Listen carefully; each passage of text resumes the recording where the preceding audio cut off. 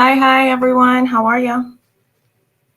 All right, so I'm working on posting the notification in the community section, and then we'll go ahead and get started. But I see some people are joining, so let me just post this. Hopefully you guys can hear me okay. I'm just going to post this in the community section, and then we'll get started. Because per usual on Tuesdays, I don't want to run out of time before being able to cover the videos and the information that we need to cover. So give me 1 second here.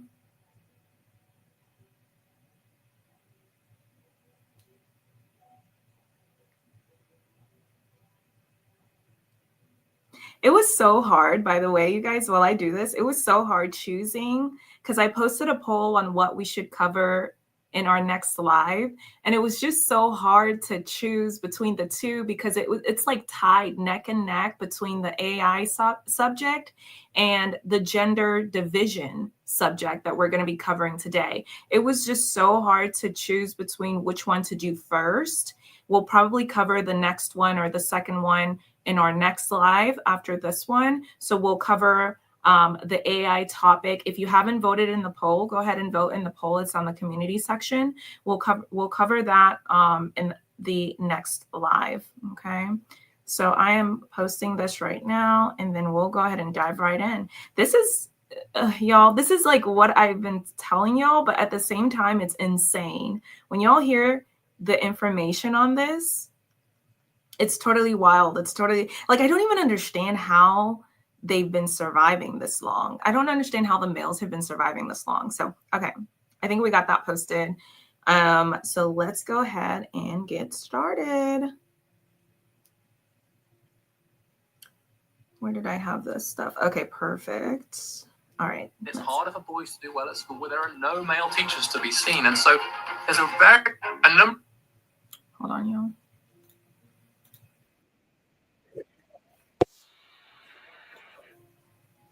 Of people warned me against writing a book about boys and men because it's such a fraught subject, particularly in politics right now, and because so many people were afraid that merely drawing attention to the problems of boys and men was implying somehow less effort being paid to girls and women, that it's framed as a zero sum, and it's sort of a whose side do you want question, and you have to be on one side or the other rather than just being on the side of human flourishing. One of the real challenges here is that if there are men missing from certain crucial areas of our society and our economy, that makes it harder for other men and boys to flourish in those areas. We have an education system that has a dearth of male teachers. We have a labour market where the jobs that are growing fastest are ones where we have the fewest men. And in families, there's the growth in what you might call the dad deficit or fatherlessness. As men are struggling in each of those areas, what you'll see is it'll be harder for other men to follow in their footsteps. It's harder for boys to flourish if their fathers aren't engaged. It's harder for men to enter occupations where there aren't men. It's harder for boys to do well at school where there are no male teachers to be seen. And so there's a very real danger that unless we act quite soon, that we will set in train something of a vicious cycle. I'm Richard Reeves. I'm a senior fellow at the Brookings Institution, and my latest book is Of Boys and Men, Why the Modern Male is Struggling, Why That Matters, and What to Do About it.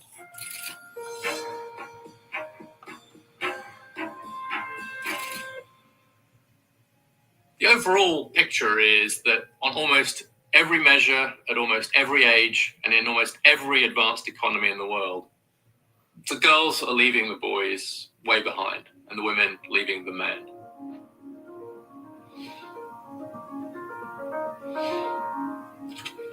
What nobody expected was that girls and women wouldn't just catch up to boys and men in education, but would blow right past them and keep going. Everyone was very focused, quite rightly, on getting to gender equality, getting to gender parity.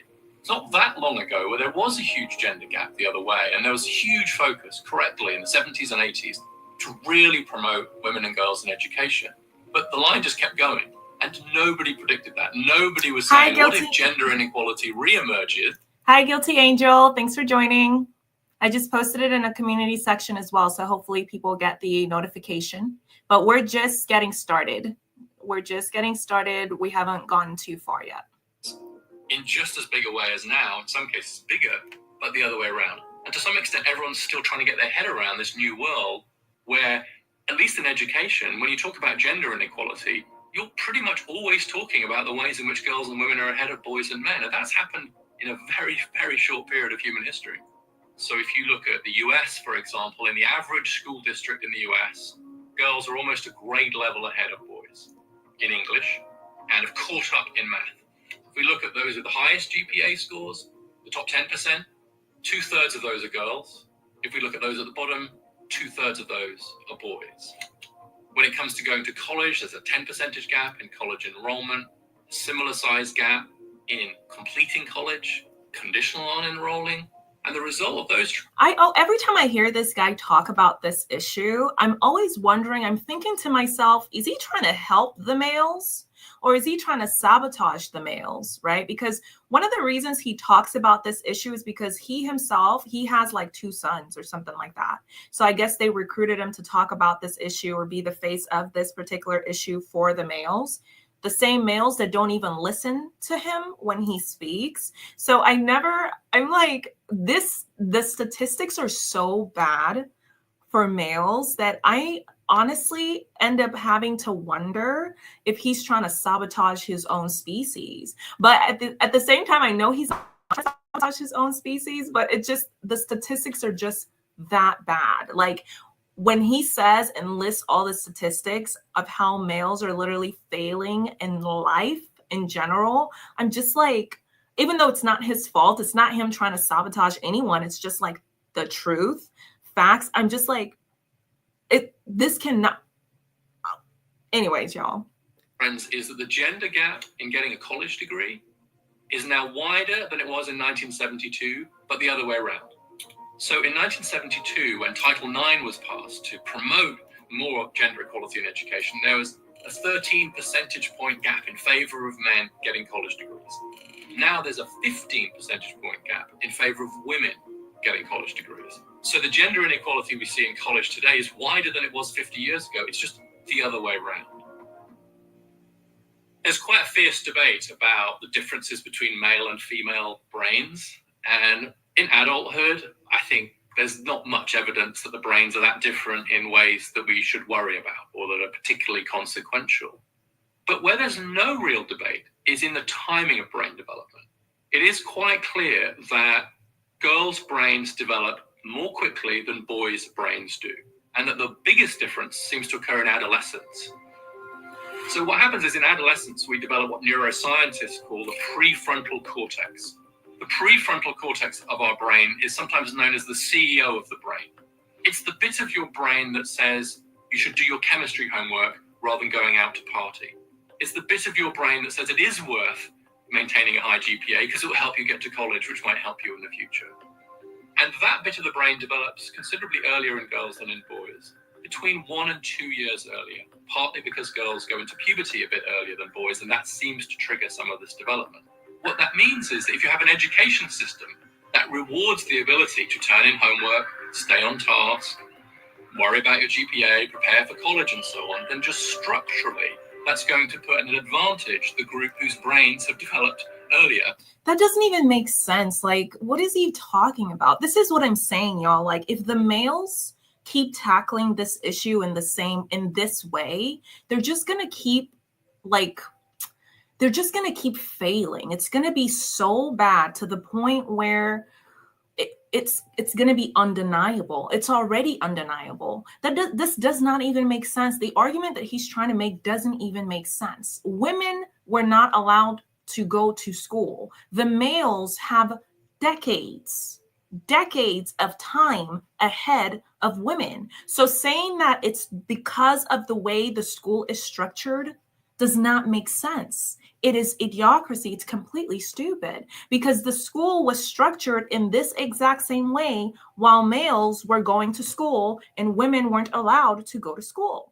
So women are the ones that had to come in and acclimate to the way that the schooling system was structured, not the other way around. So if they keep trying to address the issues that these males are having from an external standpoint, because none of them can seem to grasp the fact that, like, look, listen, this is nature. If you go by nature, what's happening right now, it's just the way nature has it set up. Women are more evolved than males, biologically speaking. Okay, this is just biology. This is just nature. This is the way that it's always been set up. If it wasn't this way, males would have not felt the need to literally enslave women for decades and decades and decades.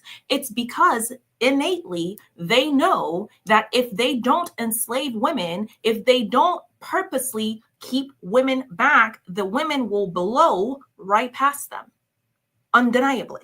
Okay, they knew that. Otherwise, they wouldn't have gone through all of this rigmarole with all their laws and all their rules just for the sole purpose of keeping women encaged. So the males keep going about this in such an idiotic way. It's like they can't even, even their leaders can't get to like the issue. And without them getting to the issue, they will just continue to like fail and flail.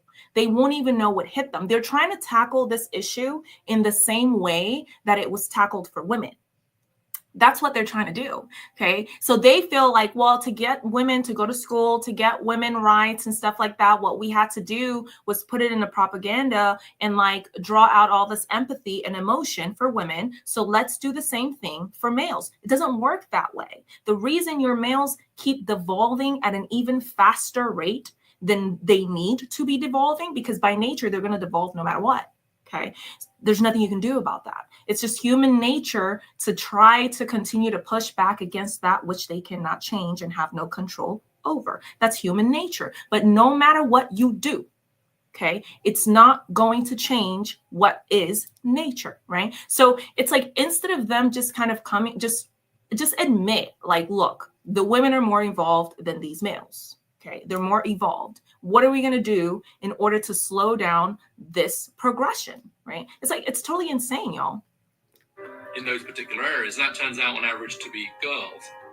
I think it's a great eye. Oh, that's right, Guilty Angel. So Guilty Angel says, I love these topics that are centered around women. Yes, we're going to continue to cover these topics. Of course, I think the next podcast, because I know like a lot of the podcasts that have been coming out are centered around the AI topic. We're integrating the AI topic into the conversation. Why? Because a lot of like, I don't know, I've just been seeing like that a lot of women online are really, really just stuck on talking about males. And I feel like I lose brain cells. You know what I'm saying? I'm like, what the, it's like they're getting, I don't know if they're getting dumber.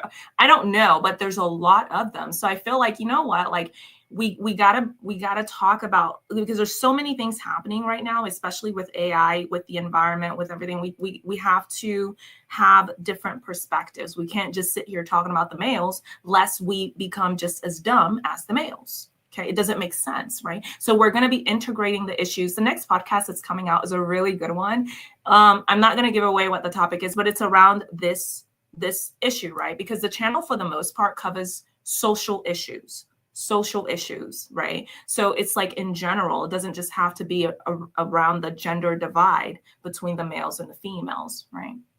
Of women's progress, that by taking the brakes off women's educational opportunities and aspirations, we've revealed the fact that the education system is slightly structured against boys and men because of these differences in the timing of brain development. But it took the women's movement to show that, because the natural advantages of women in education were impossible to see when women's aspirations were being capped by a sexist society. Now that those caps have been largely removed, we can see that it's boys and men who are at a disadvantage in the education system. At the risk of sounding boring, let's collect the data first so we know what we're dealing with here. I do think that we should be strongly encouraging boys to start school a year later than girls. I think that should become the default in many school districts, because of the developmental gap that there is between boys and girls. Because boys' brains mature more slowly, then them starting school a year later would mean that they were developmentally closer to being peers with the girls in the classroom. We need a lot more male teachers. It's striking that the teaching profession has become steadily... I do not understand like how the males, even the leaders of these males, the problem, one of the first and most important issues and problems that the males have is they continue to compare themselves to women.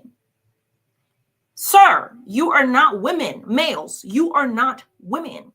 Okay. You can see the data. Yes, women are blowing past you, but your solution isn't going to be found in comparing yourself to women, that which you can never be. Okay. So you have to take a look at the male independently of the woman to find out, okay, what do we need to do for the male specifically? You start males a year sooner just so you can be, or a year later, just so you can be at equal footing with women, supposedly, which is not going to help. It's not going to help because essentially the males, by continuing to try to fight back against nature with all of the killing, all of the unaliving, all of the slavery of women, you did it to yourself. There's no stopping this train. It's like when you create such a structure, right, that basically babies males to the extent where as nature evolves, they are incapable of even having a chance of keeping up with the evolution of nature, you're screwed. You did that to yourself. That's decades and decades of conditioning, right? So there's nothing that you can do when it comes to that. It's not the educational environment that's an issue, okay? When it comes to educational environment, if you're in a classroom, what do you need to have? What do you need to have when you're in a classroom? Self-control, self-restraint.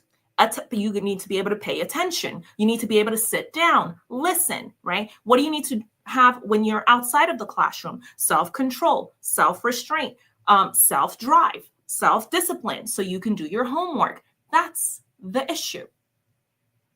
That's what your males are lacking. Okay. And if they keep comparing your apples to oranges, but women are this, so we can keep up with women, it's not going to happen, sir, because biologically the males are already more devolved than women are. That's just nature. That is not even, we're trying to be mean. That is just the way this thing goes. Okay. I don't know. You can look at it as like maybe an exchange. That's probably one of the reasons why women have suffered all these years, because the women are the ones that birth the males. So you notice how it's not the women that continue to do all of these in the majority of numbers, all of these violent crimes, and it's the males, because the women sit there staring at you, looking at you, doing all these things, but because they birth you, right? You feel like you're entitled to continue with this behavior. And now look, this is the position that you've put yourself in. So it's not, if they continue this tit for tat just because women are blowing them out of the water, they're going to fall even faster. And I'm just not understanding how the educated males, the leaders in their own field, feel like continuing to baby the males even more. This is babying your males is how they got to where they are today. You can't grow without adversity. You can't grow without all of the, without actually going through pretty serious pain points, real pain points. If you're only putting your males through pain points that you've fabricated through your patriarchy, guess what? When nature comes around, they're not going to be able to keep up. It's literally as simple as that. It just blows my mind. More female over time. Only 24% of K-12 teachers now are male. That's down from 33%. We don't need more male teachers, okay? Before doing this and trying to fix this problem, let's try to fix the fact that most of your males are pedos. That's a problem, okay? Most of your males are pedos. And how can they, you see, this is what I'm saying. Like, why? What? How can they be teachers if they're not even going to school, y'all? How? They're not even making it. You are going as far as saying, like, let's hold them back a year before sending them to school. That's the very beginning, which means most of them are probably not even finishing high school. So how are we going to do that? You're going to have the uneducated trying to educate the younger generation to teach them what? This is just mind-blowing to me. In the 80s, and fewer men are applying to teacher training year on year. And so we've seen this steady shift towards a close to an all-female environment. That has all kinds of consequences for the ethos of the school, for the way we deal with different kinds of behavior among boys and girls, for example. And so We need a very serious and intentional effort to get more men into teaching. The third thing I would do in this world where I have significant power to dictate policies would be significantly more investment in vocational education and training. That is an area where we do seem to see better results for boys and men on average, and one that's woefully underinvested in the US. The US has really bet most of its dollars on a very academic, a very narrow route towards success, and less emphasis on vocational training. And that has actually put boys and men at a disadvantage. So apprenticeships, technical high schools are actually a really good way to help more boys and men. I think one of the challenges with this debate is that if you're talking to women and men who are, say, at the top of the economic ladder, 4-year college degrees, decent incomes, they look around and they don't see some of these issues. But that's not the same for working class men. That's not the same for men lower down the economic ladder. So there's a danger. That's one thing that I can agree with him on. I don't see the issue. What is the problem? Because all of this whining, there's no way you've had decades on women and you're doing all this whining. I don't understand. Like, what's the problem? What is the problem? You've had decades. So the fact that you've had decades on women should tell you, look, okay, the problem is more than just the structure that you've built. It is genetic. It is nature. This is just nature. There's nothing like surreal about what's happening. What's happening is what should have been happening this whole time.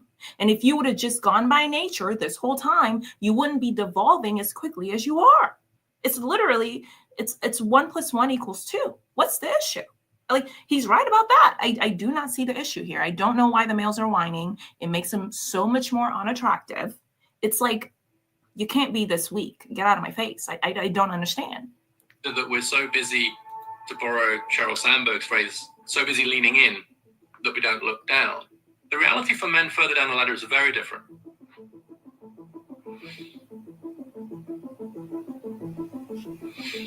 The economic trends for men have turned downwards along 4 dimensions. One is wages. Most men today earn less than most men did in 1979. In employment, with a drop in labor force participation of 8 percentage points, which means 9 million men now of prime age are not working. We've seen a drop in occupational stature, and so there are now more men working in employment areas which are seen as lower status than they were in the past. And we've also seen a drop in the acquisition of skills, the kinds of skills. Really quickly, I mean, if there are more men working in areas that are seen as lower status, okay, what does that tell you? Okay, doesn't that tell you that these males did not evolve? You handicapped your own males. Like, they handicapped their own males. If more males are still doing the same work that they've been doing for the past how many years, then what does that tell you? Your males did not evolve. You handicapped them. That's on you. Like, I don't understand all this whining. Hi, Master of Healing. Thanks for joining. Master of Healing says the current situation only shows why women are handicapped in the first place. They can't accept the reality that women are always better at everything. They can't accept it. And it's not even like, and they always think it's women trying to be mean. No, sir, it's nature. You come from us. That is where you come from. You come from women. Okay.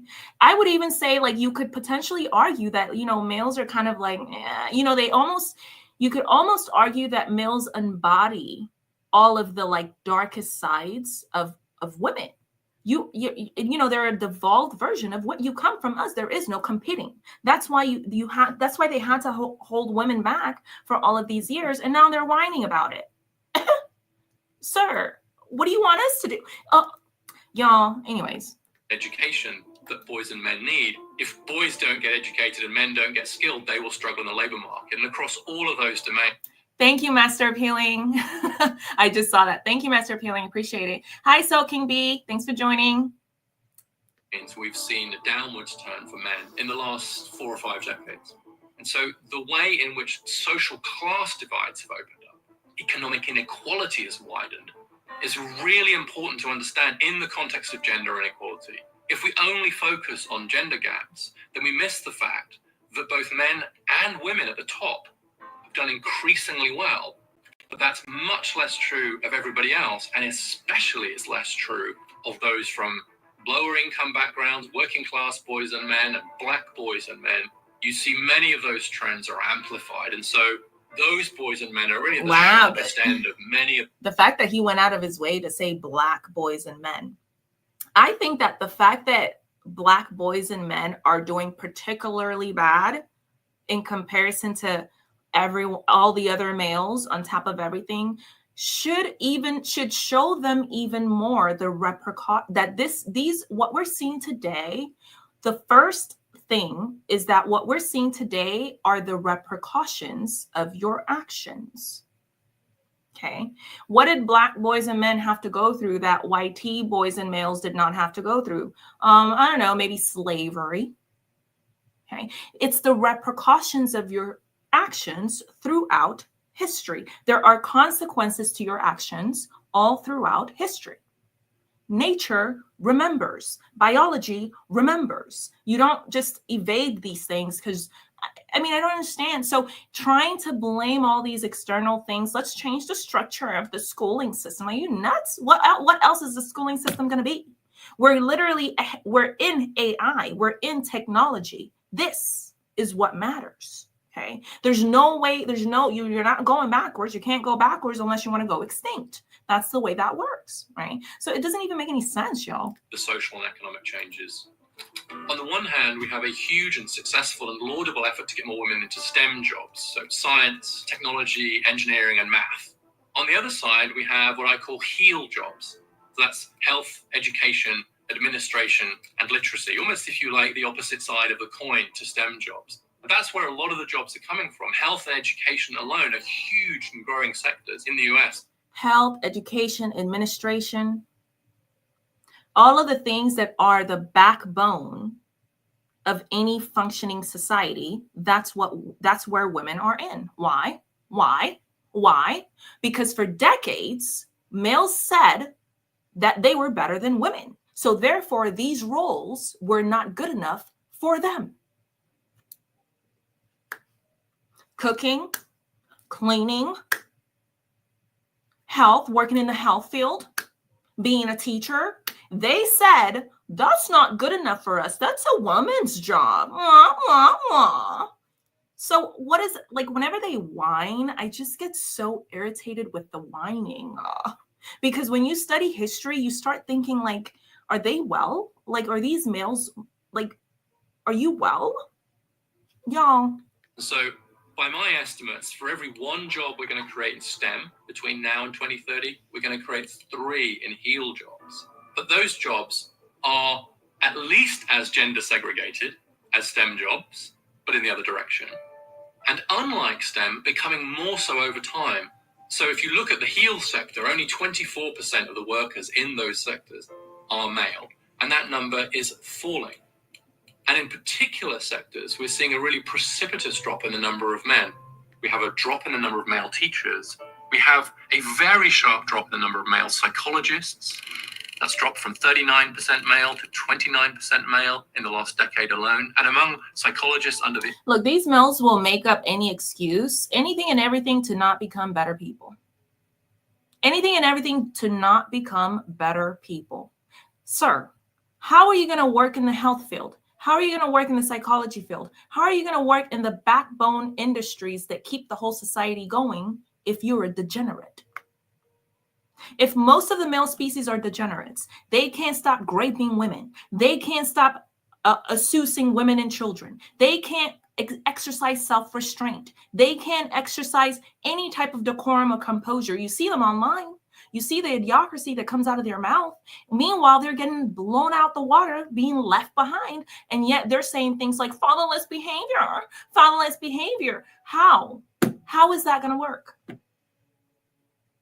You did it to yourself, sir. You built this whole patriarchy, and this is the result of your actions.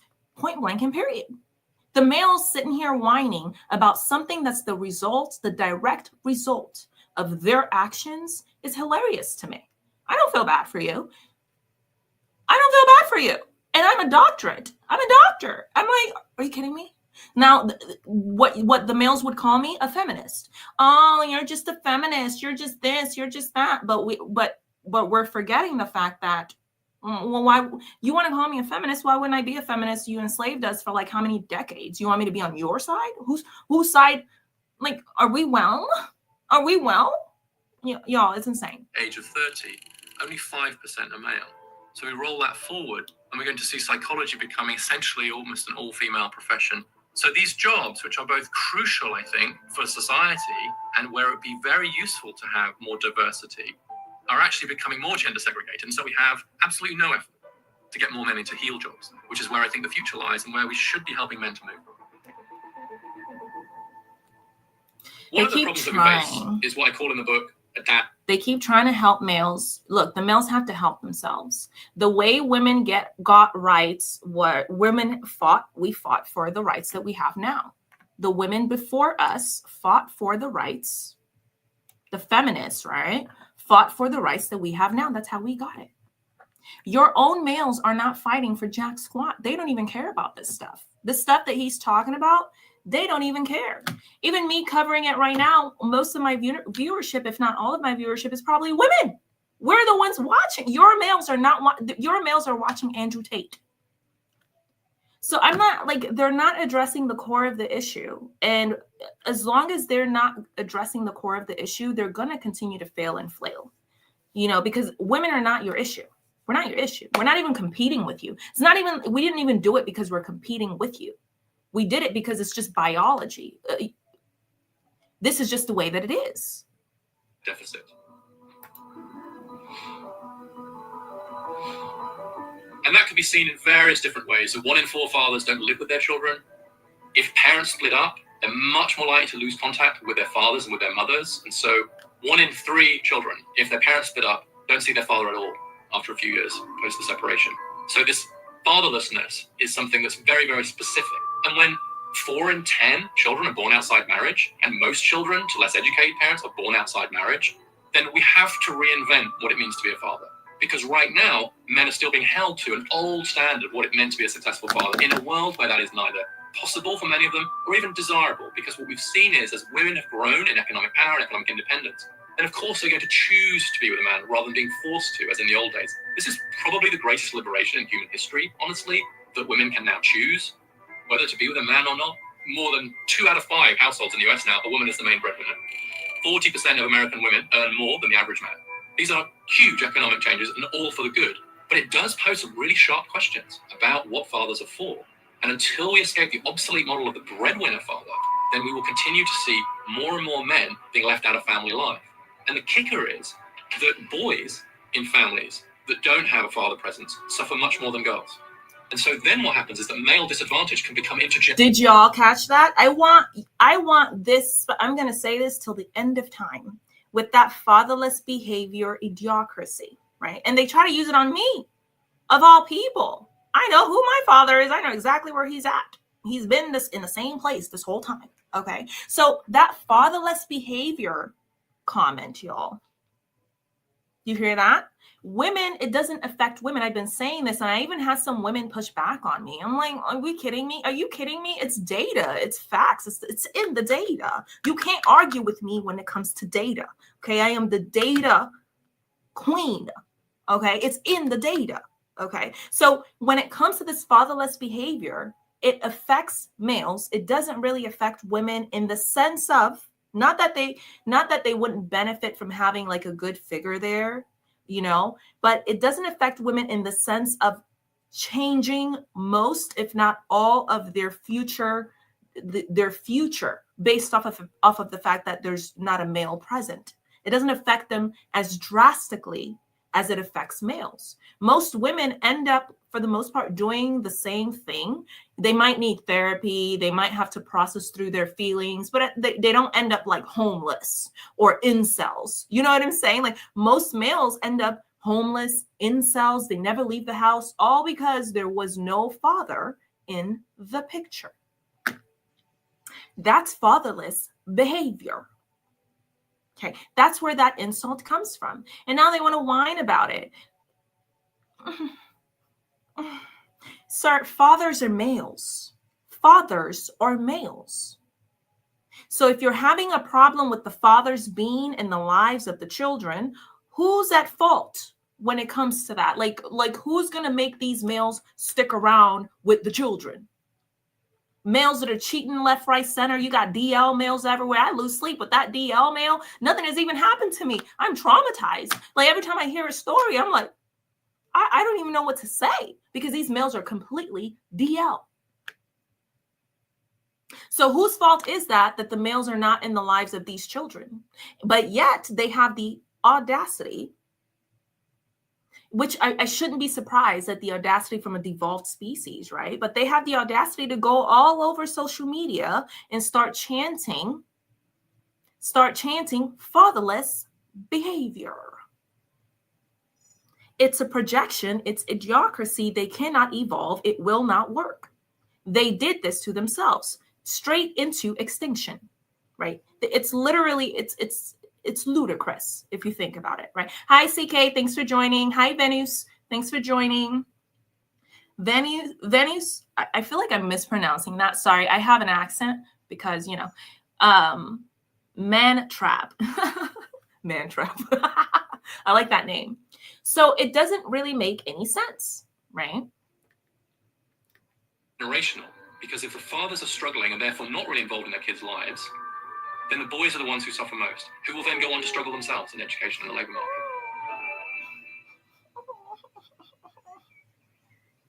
It's clear by now that marriage and social institutions and a sense of purpose matter to men. And so as we've seen these real challenges. This is a very important fact. Marriage and marriage institution matters to males. Why? So if we sit down and think about and process through, why is that? Why is that, right? Why would marriage, what does marriage give males that males can't seem to get or attain on their own? Okay. It's literally survival for them. They literally cannot survive without this marriage institution. They cannot do it. Okay. You have males, if we just wind it all the way down to the most foundational surface level thinking, right? You have males that can't cook. They don't want to cook. They don't want to clean. Even if they can, they're too lazy to cook. They're too lazy to clean. They're too lazy to do any of the things that you got to do.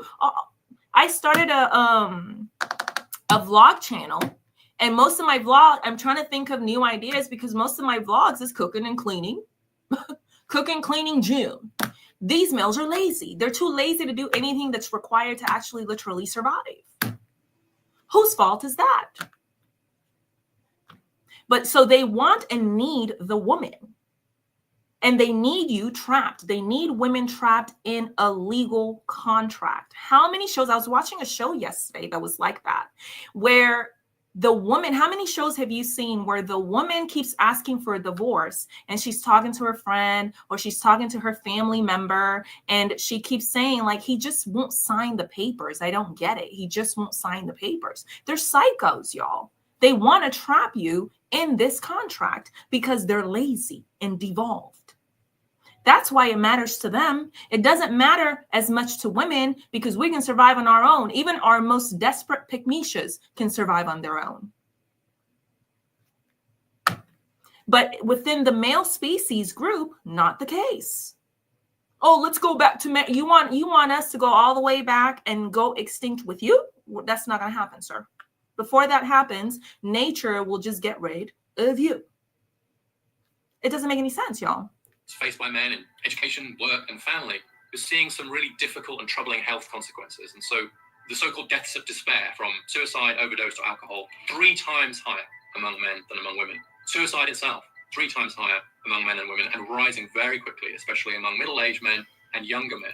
So we can see these as symptoms, I think, of suicide rising amongst males very quickly than amongst women. Yet these are the same males that will come on and start harassing women. Oh, that's why you're always depressed. Or that's why you're always going to counseling. They're mentally ill. It's a mental illness. but yet they're unaliving themselves all over the place because they don't go to counseling, because they're not sitting there talking and processing, because they don't know how to do any of these things.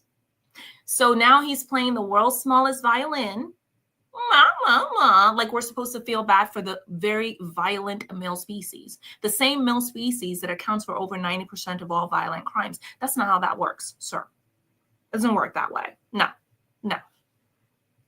Broader malaise, which is what's troubling boys and men, and for men in particular, this sense of purpose is very important. I think it's a human universal that we need to be needed. There's a wonderful piece of work by an academic called Fiona Shand who looked at the last words that men. If y'all have been IPGG, you've heard me say this a million times.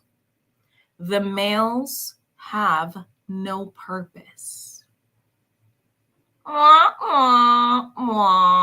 The males don't have a purpose. They have no purpose. This is the problem. This whole video should be just about that, because this is where they need to start. Your males have no purpose and your males have no self-control.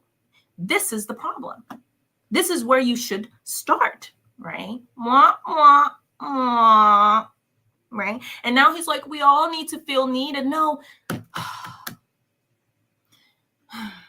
Sir, that is the problem the males are having.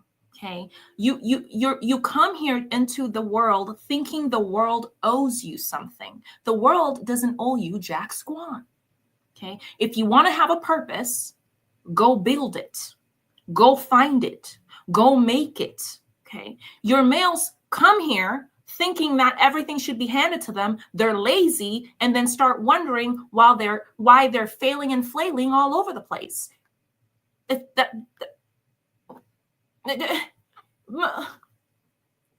to describe themselves before committing suicide or attempting suicide. And the top of the list were worthless and useless. I think if we create a society in which so many men do feel like they're not needed. The top of the list were worthless and useless. Sir, I cannot, even on a doctorate level, I don't feel bad for you. I do not feel bad for you. I could care less. Why? Because if you don't want to feel worthless, if you want to be needed, then do something where people in society will need you and will feel like you're worth. That's literally what women had to do. Like, what are you talking about? That's what women had to do. That's what women still have to do till this day. What are you talking about? Like, y'all, it's totally insane. Hi, Booster Shots. How are you? Yeah, exactly. So Booster Shots says the same male species who rule this world and you women only live in it. Oh, it's a male. Isn't this lady like 40 years old? Where are your children? Sir, I'm not 40 years old. Where did you get that from? And how did you even find this channel? It doesn't make any sense. Anyways, y'all. So these male, you see, this is what I'm saying. This is a perfect representation of their male species. When you're talking about their issues, you present it to their face. They just can't do it. They can't evolve. Right? They are devolved by nature. Hi, CV. Thanks for joining. They are devolved by nature. They can't do it. They can't take it. They can't take it, right? All day long, they sit there. They'll insult women. They'll call women all type of names. Fatherless behavior. That's why you're 40. Sir, I would be lucky to make it to 40. You think that I want my life cut short? Like, why are you, they make being old an insult because they're scared of getting old. Imagine insulting the old people within your own society. That doesn't even make sense. You literally are making being old an insult. It doesn't even make sense. And then expecting for nature to reward you for being a complete degenerate. It doesn't make sense, y'all. What? And then notice how he also made it an insult to have children. Where are your children? That's why I always tell y'all, think once, think twice, think 3 times before you start popping out these kids. Because these males use these kids to trap you. They literally, as soon as you pop out that first kid, I don't care if you're married or not, they see you less than. That's why they use it as their insult. They see you as less as soon as you pop out that kid. That's why I always say, if you want a child, do it by yourself, do it alone. Do not involve a male species in that. Okay. And it's no surprise that we see these deaths of despair. We see problems with opioids. Opioids are a much bigger problem for men than they are for women. One of the great tragedies of opioid deaths is the death rates are higher in part because the users are on their own.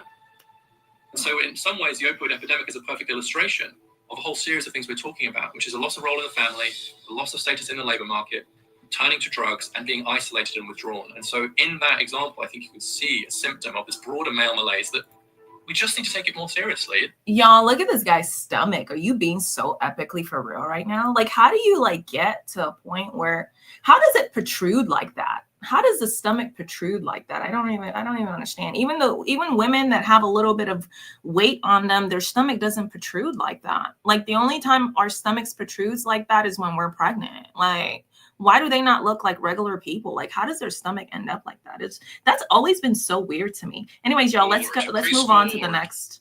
Let's move on to the next. Like, hold on.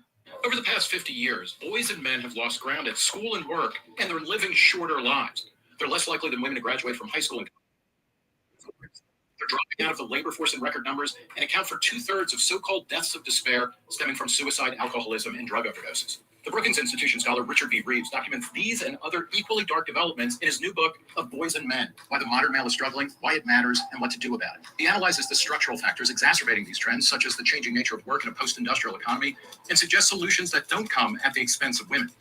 Reeves was our guest at the Reason Speakeasy, a monthly unscripted conversation in New York City with outspoken defenders of free thinking and heterodoxy in an era of conformity and groupthink. This is the Reason Interview with Nick Gillespie. Today's guest is Richard V. Reeves. He's a scholar at the Brookings Institution down in Washington, D.C., and he's originally from England. We're going to ask him about that. I don't know.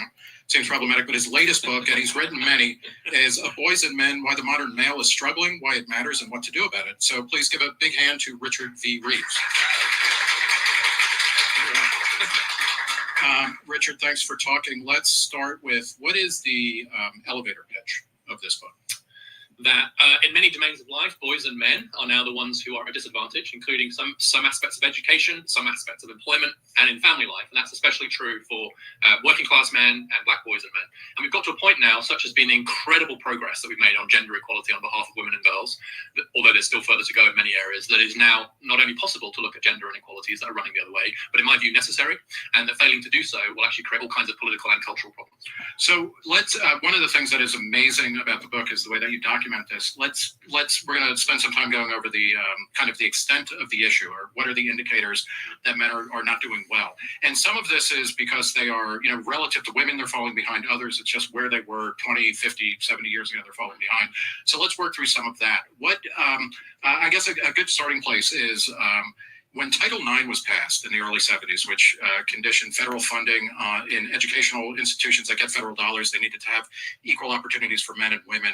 The disparity of women in college to men was smaller than it is now. Yes. Is that right? Let's start with that and then run through your list of leading indicators of where men are not doing so well. Yeah, so I really like how you made that distinction, Nick, right at the beginning between a relative issue where there's an inequality and an absolute issue where we're actually seeing an absolute decline. So if you look at education, for example, you're quite right. In 1972, when Title IX was passed, men were 13 percentage points more likely to get a college degree, a four-year college degree. Title IX was passed in about 15 years, the gap had closed, and the most recent numbers show that women are now 15 percentage points more likely to get a four-year college degree than men are. So the gender inequality in higher education is actually slightly wider today than it was in 1972. It's just flipped. It's reversed the other way. And it's when you look at the number of men going to college versus women. What do they mean by gender inequality? Like, are these males high? Like, I just don't know what these males are like. What are you smoking? Give me some, because that must be some good stuff right there. What do they mean gender inequality? It's not a gender inequality, sir, if your males are choosing not to go. Women were not choosing to not go. You literally had women enslaved. That was not a choice that they were making for themselves. There is no gender inequality. They keep labeling these things to try to trigger certain emotions out of people and out of women. It's not going to work, sir, when most of your males still account for over 90% of all violent crimes, raping, unalivings of women and children. It's not going to work. It's not going to work. Right? It's not gender inequality when your males are making the conscious choice to not go. Okay. Bigger gap, or what's going on Yeah, there? it's actually even bigger. It's a bit bigger there. So on college campuses now, it's about 60% women, 40% men. A little bit less true in private colleges, because private colleges are allowed to discriminate on the basis of sex. So they're now discriminating in favor of men to try and hold themselves closer to 50-50. But across the board, it's now 60-40. Y'all, private colleges are now discriminating in favor of males to try to have 50% women, 50% males. They're only going to hurt themselves. They're going to see, because if most males are choosing not to go, so you're not tackling the actual problem, you're not tackling the actual issue. Because just because you hold back women from your colleges is not going to make it to where more males start choosing to go to your college. Like, are they, is this working?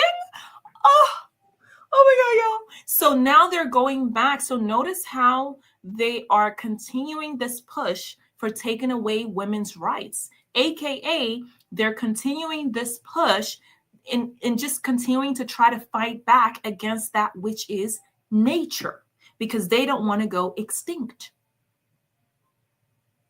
They still haven't learned. Even now, the males, they just can't do it. Even now, they just can't do it.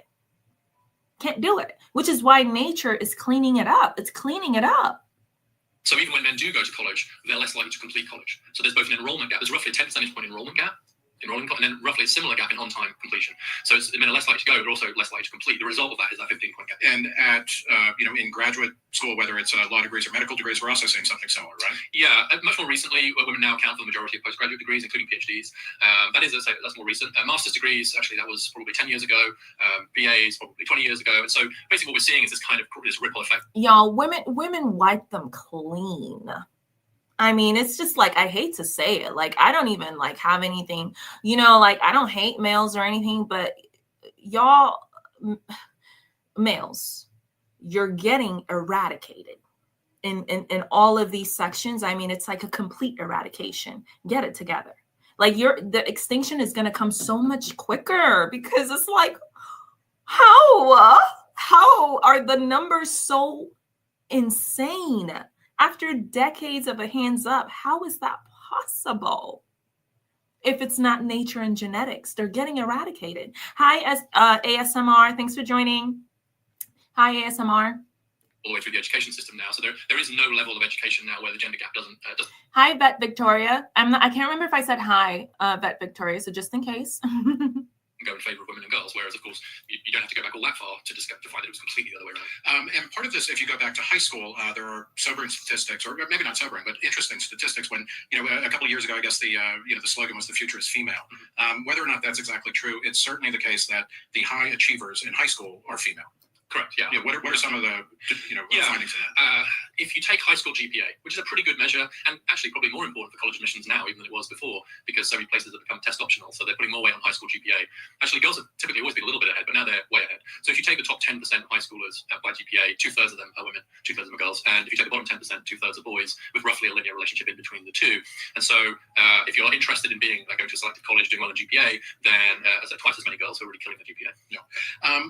If you go back to grammar school or to preschool or to whatever, where does the gender gap start, or the achievement gap really start showing up at first? Well, it's there from the beginning. So just in terms of school readiness, there's a gap. Y'all, we're listening to this together for the first time. What did I just say? Like, just on the last video, it's there from the beginning. It's there from the beginning, and they're wanting to hold back males from starting school, and they want to start males a year later than they start women. Their males are just going to be dumber. They're like, how do they not see that? Like, your males are going to become even dumber. What is the only field, the only environment in which the male is able to somewhat function? It's in the most restrictive environments, AKA the military, for example. Okay. What happens when they don't have all of these additional restrictions? They fail and flail. So what's going to happen if you try to start them off? I don't even know why I'm trying to help them. Go ahead, do it. Go start them off a year later and see how much dumber they become. It's so idiotic, y'all. There's a gap pretty much all the way through now. Sometimes it narrows a little bit in some subjects like math before opening up again. Interestingly, when I went into this subject, I think I had an impression that, so we know that on average, perhaps we can just preface pretty much everything we're going to say is on average, right? So I don't have to say every time, but on average, girls are much better at English, and that's certainly true. So in the typical school, in the average school district in the US now, girls are almost a grade ahead in terms of English. But I had this also sense, but boys are better at math. Right, so does it come out in the wash? And that's not true anymore. In the average school district, girls are called up the boys in math, and in poorer school district, the girls are a long way ahead in math and English. And so the gender gap in our poorer communities. Baby, oh, the girls have caught up to the boys in math.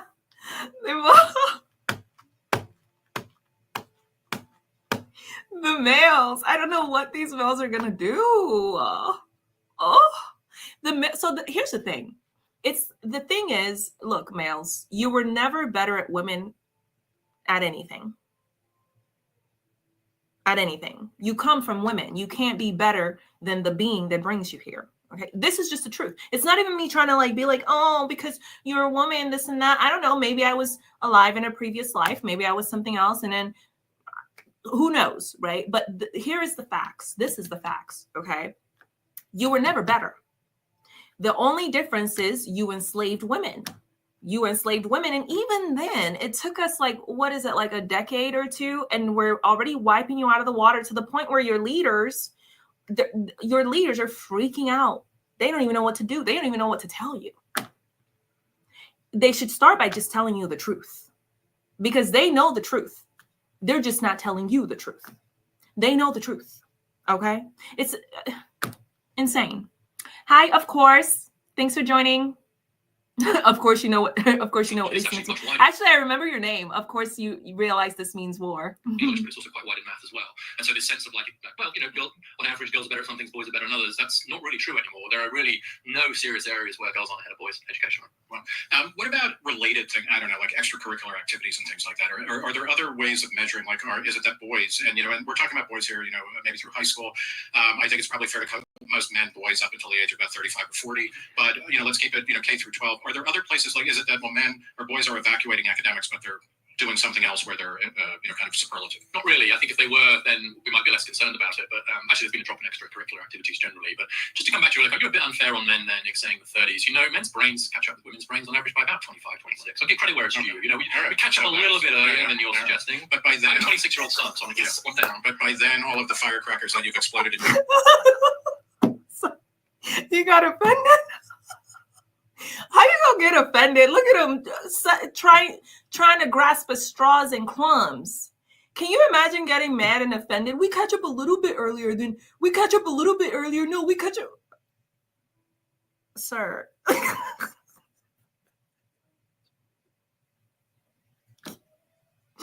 can't do that.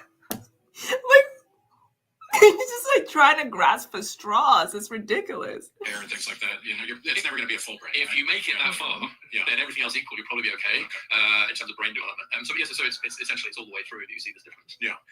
Well, let's talk about education. We've talked about education a bit, which is a big deal, obviously. But then what about work? What's going on here? And I guess actually before we get to gender questions, you mentioned extracurriculars are down. One of the other things that is a kind of fascinating and trend that I don't think gets discussed all that much is just how the idea of working when you're in high school or a teenage, that's really disappearing from the landscape within the past 25, 30 years. Much less of it. And actually, although you're talking about high school at the moment now, one of the sometimes you've got these big facts in the book about earnings, which we're going to get to, and college graduation, but there are also these sort of data nuggets that in some ways I think speak to something more profound. And so one of the things I was really surprised to find, for example, is that if you look at people who volunteer for AmeriCorps or the Peace Corps, so overseas or at home, twice as many women doing that. Back in the UK, voluntary service overseas, same thing, 70% women. And so in terms of those, that's not quite what you're asking about in terms of extracurricular, but in terms of doing extra stuff, volunteering, going the 2 to 1, same in study abroad. Right. So if you look at college students, the number who study abroad, 2 to 1, women to men. And it doesn't matter what the subject area is. It's not about subject area, just twice as many women choosing to study abroad as men. Now, the numbers there are pretty small. We don't really know how to interpret it, but that's a kind of really interesting data point. No one knows why, but it must be telling us something quite important because it didn't used to be the case. Right. That it was. And this is the idea used to be that, men were adventurous, right? They're Odysseus. They want to roam the world and all this kind of stuff. Exactly. And it's like Jack Kerouac now is, he doesn't have his license. Right. And his girlfriend is driving the women now overtaking men in terms of number. This patriarchy has screwed these males over. Like, man, they screwed themselves over big time. Look at all the lies they were telling. Men are adventurous. They're this, they're the girl. What? Okay, I can't do this. So yeah, that's, even in Saudi Arabia. Yeah, but that's not true. But I think we have to fact check that. Yeah, but it is true. You mentioned in Saudi Arabia there are places where women are outpacing men, even in Saudi Arabia. Well, in education, it's basically true almost everywhere. I mean, every OECD country for sure, but even in some Middle Eastern countries, you get really pretty. Y'all, Saudi Arabia has like no rights for women whatsoever. Saudi Arabia has like 0 women's rights. Y'all, Saudi Arabia has like 0 women's rights, and Saudi Arabian women are demolishing is an understatement. They're wiping the floor with the males in Saudi Arabia. And they still haven't figured out, look, okay, let's just keep it 100 with each other. Okay, bros. Okay. The women are let's just keep it 100. We're genetically devolved. What are we gonna do to slow down the rate?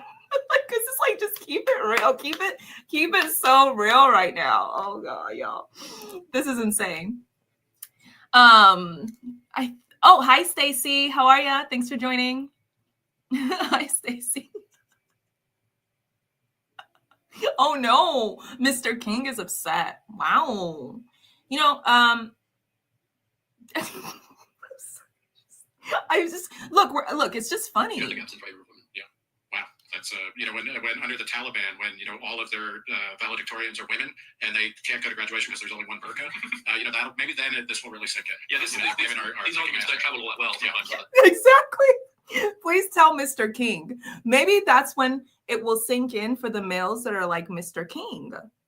When all the valedictorians are women, when there's like only women that are graduating and there's like that one male in the middle of all the women sitting down in the graduation ceremony, maybe then it will sink in for the males that are like Mr. King. Look, that we're not trying to be mean to you, but this is coming from your own male species. We're watching, we're learning, we're observing from your own males. This is the people on the screen are part of your species. They're part of your team, sir. Like, what is the problem? Oh my gosh. Okay. So let's talk about employment. What are the big trends there? That boys and men are just kind of not getting it done. So there are two. Here, I think there's a relative story and an absolute story. So the relative story, he said, not getting it done. Oh my god, is a really incredibly positive one, which is a kind of massive catching up in terms of earnings of women compared to men. It doesn't mean there isn't a gender pay gap, of course. That's mostly a parenting pay gap, which we might get into. But if you take in 1979, 13% of women earned more than the median man. Whereas take a guy in the middle of the distribution, only 13% of women were earning more than him. Now that's 40%. Now 40% is not 50%. So the distributions aren't exactly the same, but that's an extraordinary shift. 40% of American households have a female brain. Why is 1979, by the way? Because that's when the best earnings data series go back to. Okay. So in the UK, people would use 1979 because it's when Thatcher was elected. Right. And you wanted to say how everything had gone either brilliantly or to hell since then. Yeah. And so when I came to the US and I noticed everyone doing 79, I was like, oh, they're obsessed with Thatcher as well. And so maybe it's because Thatcher was the canary in the coal mine, right? He's like the first house husband in international politics. Well, actually, the UK is now on a third female prime minister, and not really vaccinated anymore. And a third of MPs. And the chromosome tests on Boris Johnson were kind of indeterminate, right? Yeah. So. No, I think okay, definitive. Yeah. Okay. But let's talk about so the gender pay gap has closed quite a bit, and that's great. So what we're just seeing is, as you'd expect from an equality movement, women catching up with men. But there's also a different story, which is the absolute story, which is that depending on how you measure it, most American men today are earning less than most American men did in 1979. Not all. The ones at the top are earning more than the ones at the top did, because we've seen. What is he even talking about? Everyone is earning less. Everyone is earning less. Like they're pulling from any and every excuse. Like everyone is earning less. Inflation is out of control. What are we talking about here? Big increase in economic inequality in that period, especially during the 80s. It's important to point out. But median male wages are a little bit down on most measures, which means that just as an overall group, what's happened to men is that you've seen this big split. So most men earning less, some men earning a lot more, whereas for women, earnings have increased across the board, and especially at the top. And is that, when you say earnings, is that total compensation or is that salary? It's both, but the ones I'm referring to are mostly salary. And then what about the percent of men who are in the workforce? Because unemployment rates, which are most typically cited in press accounts, are kind of useless in a lot of this because they're subject to a lot of kind of gaming or they just don't capture. But if we're looking at the labor force participation rate, particularly what's considered prime age men, so that's 25-year-olds or people 25 to 54. And it's depressing, isn't it? Yeah, well, I've been past my prime for a long time before I was 54. 53. He said it's depressing, isn't it? sorry. Look, this is coming straight from the males, the leaders. These are the leaders. This is coming straight from the males. So I'm launching a campaign to redefine primary. Yeah, okay. Like that's a fantastic number because I'm about to hit the end of my primary. All right. But you're an inspiration. Oh, yes, I am. As an 80-year-old, I continue to earn exactly the same amount as I was 20 years ago. So. You're right. Among prime age men, there's been a decline in labour force participation generally. Again, depending exactly how you measure it, around 7 percentage points in the last decades. But the class dimension here is really important too, because you're still seeing pretty good labour force participation among more educated men. But among less educated men, a real cratering. So among men with a high school education and no more, about 1 in 3 are out of the labour market. And that's about 10 million men. And what does that compare to, say, in 1979? What would it have been? I don't know what it was in 1979, but I know it was significantly higher. Yeah. And as you just alluded to, in a sense, the issue is more troubling because Mr. King, what is the problem? Why are you, look, we're watching a video and it's males. Do you see any women here that are doing this interview? Maybe you should listen. What is the problem? Look, we study the male species. All we do here is study, y'all. We're just looking, we're just watching, so every information that we're getting is coming straight from your group. What do you want us to do? Like, not see what's right in front of us? They want us to see it. That's why they put it on YouTube. They want our help. So we're trying to see if it makes sense for us to even get involved. We're trying to help you. Get it together. They're not unemployed in the sense of actively seeking work. They're actually detached from the labour market. And nor, if you look at what they're doing, is it because they have become the Dennis Thatchers. They're not house husbands by and large. I think that'd be a very different story. And honestly, one I think a lot of us were hoping for, which is we'd see this reversal of gender roles. And so if the guys are out of the workforce because they're home raising kids, that's one thing. But by and large, they appear not to be doing that. So what are they doing? And keep it clean. This is a family program. Sure. Well, I can refer you to a very good new report by Nick Eberstadt out of the American Enterprise Institute on men not working, where he really digs into it. Which is the name of the study, right? Men not working. Yeah, he's done a post-pandemic edition. So men not in the labour force, or some people refer to them as NILFs. But I've learned that except nobody wants to fuck them. That's the main reason to work. Y'all. Oh my gosh, not this. So Mr. King says these are YT males. Get real BLK males opinion. No one cares about BLK males opinion because you are literally at the bottom of the totem pole. You're below the YT males. Why would we get your opinion? You're like even below them. With the way you treat your own women, it doesn't even make sense. Have you seen the way you treat Black women? The Black women are running the opposite direction away from you because you're like out of control. You're out of control, Oh no, he got mad. Don't get mad, but it's the truth. You can't tell us to listen to you when you yourself aren't even treating your own women well. You insult your own. Look at you calling the B word all over the place, harassing us all over the place, when all we're doing is studying the males. You want us to go listen to a BLK male when we all know that the YT males are above you. We didn't create it that way, but this is the patriarchy that we live in. You as the male collective, because you get benefits from being a male, regardless of what race you are. So you are a part of this patriarchal construction. That's your fault. You actually, if we think about it, if we process it, it doesn't make any sense. We listen to all races. I did a live on the top 10 signs for DL males. And it was a BLK pastor, and we listened to him. I actually agreed with everything he said. Okay, he was on point.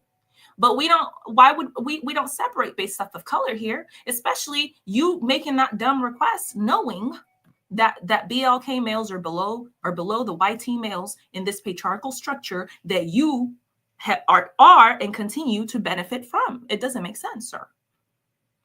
Okay. Now into a whole new chapter of the book about marriage market. Right. But I'm told that NILFs is not a good term for them for the reason you just demonstrated. But the truth is actually, in many cases, we don't really know. I mean, it's something of a mystery. We do know that a disproportionate number of those men are on pain meds. Alan Kruger's work showed that. Disproportionately subject to opioids. Sometimes it's not even clear exactly what the sources of income are, or that they could be living with parents again, or whatever. And some of them are doing some parenting as well. I don't say none of them are doing that. But by and large, they seem not only to be detached from the labour market, but in a sense more troublingly, quite detached from family life and community life as well. And so Catherine Eden has done some very good work on this, where she talks about the haphazard self, and it's men kind of trying to improvise their way through life without those anchors, and a lot of those are the men we're seeing in that group. Are they on disability? Are they, and this is why the labor force participation rate is generally regarded a better measure of like what's going on, because it doesn't ask whether or not you've been looking for work recently or anything like that, or you're discouraged. It's just, this is the number of people in this demographic, and they're either working or not. Right, and once they're on disability, of course, they would be taken off unemployment. Correct. Right? Yeah, and obviously Scott Winship has has done work on this, and the problem is that the way the disability system is constructed is that if you're on it and y'all keep in mind, because this is what the males do, and then they'll feed us idiotic information. This is not, and I say this, well, I don't really have to say it all the time because my phone kind of knows it, but I say it quite frequently, right? This is all males across the board. They're failing and flailing. There is no like, oh, it's only the BLK males that are failing. It's only the YT males. They are all failing. All of them are failing across the board. So it doesn't even make sense to make such a request. Well, let's go ahead and listen to BLK. Sir, do I look like a racist to you? I'm Black, but that doesn't mean I'm racist. The last live was a BLK male.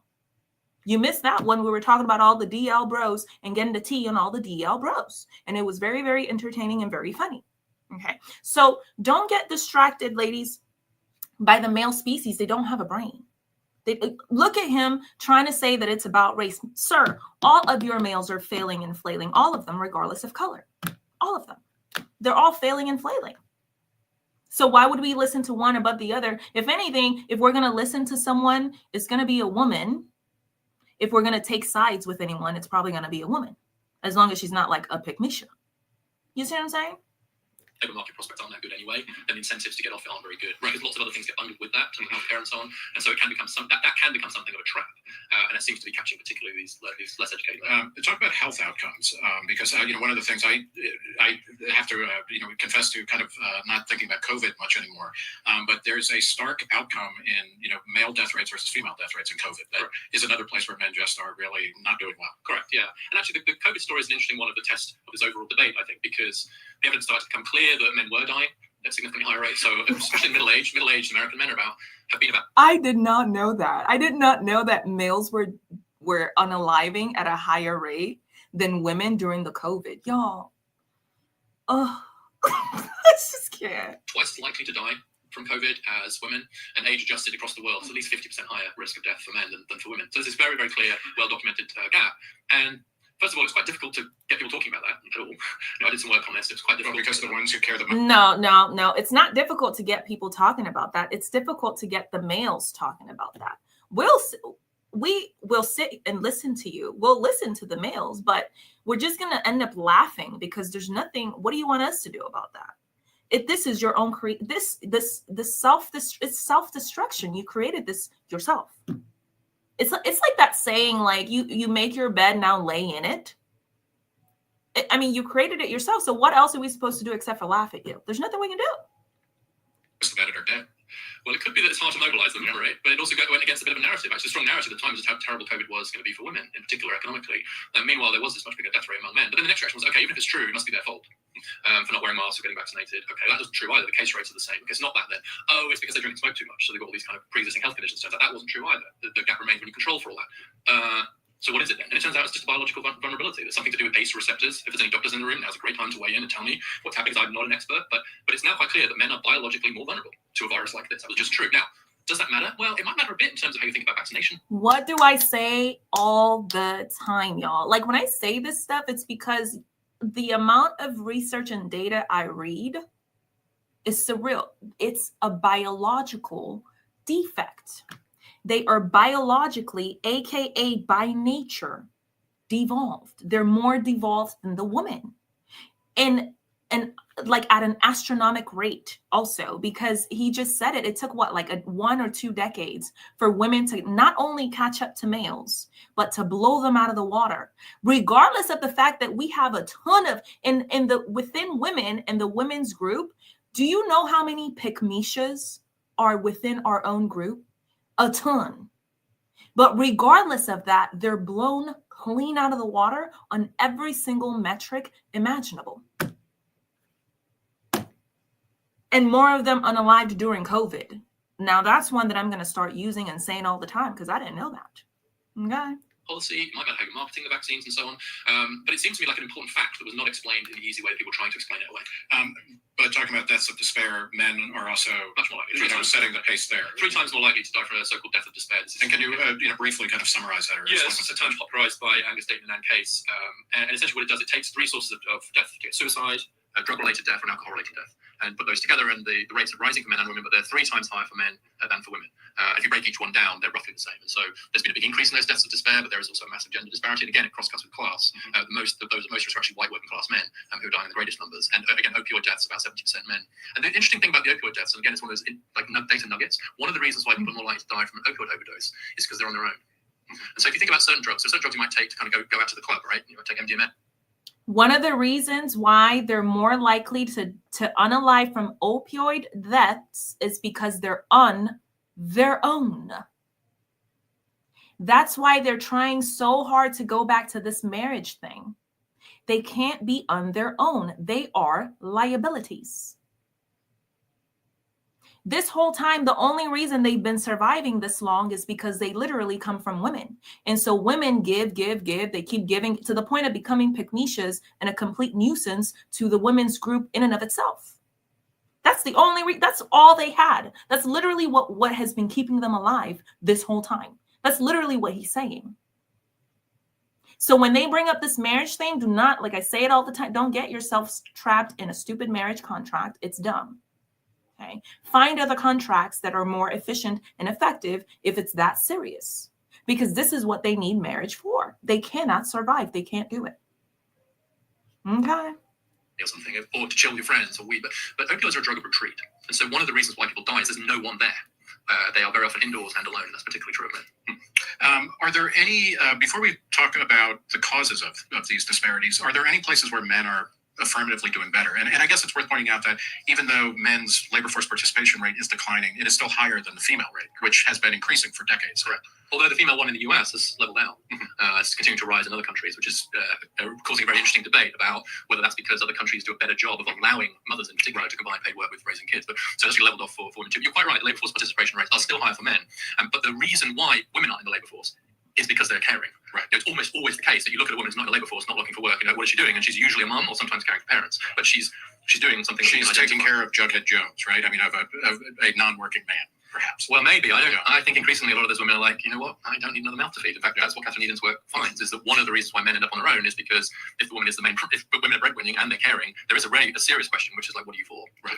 Well, as somebody who is the grandson of Irish immigrants, I've heard this story before. In fact, I've heard it most of my life, where the question is always to the man, what are you here for? Yeah. Okay. Well, are there places where men are doing better, or where they are making gains, whether in absolute terms or relative? Yeah. So economically, men in the US do seem to be worse off than men in other Western European economies. So it does seem like the trends for male wages in particular are worse here than in other places. So that's one thing. Also, I think, again, a class dimension, which is that actually upper middle class men, however we're going to define them, but men with 4-year college degrees, decent earnings, their earnings are higher than men at the top were before. They're still going to college. The gender gap at the top of the distribution is much less than at the bottom. Their marriage rates are still really high by comparison to everybody else. They're still developing wealth. And so actually there's a lot of men who are in the more upper echelons of society who are still doing pretty well and who've managed to adjust to a world of much greater gender equality without actually apparently suffering any of these dislocating consequences that working class men have. Is there also, I've heard it called various things, but a kind of harem effect that, men at the top who are doing well, they are not only making more money, but they have access to more women. I mean, because of the way things have changed, but it's pretty good if you're in the top 20% of the income distribution and you're a man. Yeah, we're not going to compare harem sizes, are we? I would never think to do so. No. So, well, I think there's a serious point there. Interestingly, Utah just decriminalized polygamy. So that'll be a nice social science experiment. I think you see that on dating apps. I will say up front, I am not an expert on Tinder. But you're working hard to become but a very good friend of mine, I'm happily married. A very good friend of mine on Tinder has, and it's now well established, as we talked about, there are studies showing this, is that those dating apps are creating something like these kind of old effects that you would have where high status men are actually able. Honestly, the dating apps screwed the males over so bad. Imagine being a devolved species and creating a dating app where you break the illusion for all women simultaneously. Because part of what's been keeping these males alive is literally the woman's own delusion. It's literally the woman's own fantasy and delusion. The women literally will fantasize and delude themselves into this marriage contract. Oh, Prince Charming, this and that, because of all of the years of patriarchal conditioning. That's what was keeping these males alive in the first place. Now you create a dating app, and the woman's going over there thinking, oh, I'm about to find Prince Charming. It's going to be great. He's going to pay for all the stuff and treat me like a princess. And you're running her through date after date, garbage after garbage. I keep saying these males, they did it to themselves. Within this patriarchy that you've created here is a mess. This is a mess. This is the result. This is the result of literally exhibiting demonic behavior for decades on end. This is what you get. This is what you get. They have to be dating many women, whereas like 50% of men just don't get any matches at all. And that is actually that's how things work for most of human history. Of course, it's a very, very new thing not to have the problem of surplus males, as some men are having kind of multiple wives or multiple partners. But in society generally, the idea of a kind of monogamous relationship within marriage still seems pretty strong, right, especially among the upper middle class. So the very men who you would in other cultures would be able to have multiple wives don't. Jeff Bezos doesn't have multiple wives. Elon Musk doesn't have multiple wives, right. But you might see something on effect there too. And as Joe Henrik, evolution. Just imagine how successful it would be if the hair plugs looked good. Y'all, Elon Musk, he doesn't have multiple wives, but he has like 1 million babies. But the guy is like a billionaire.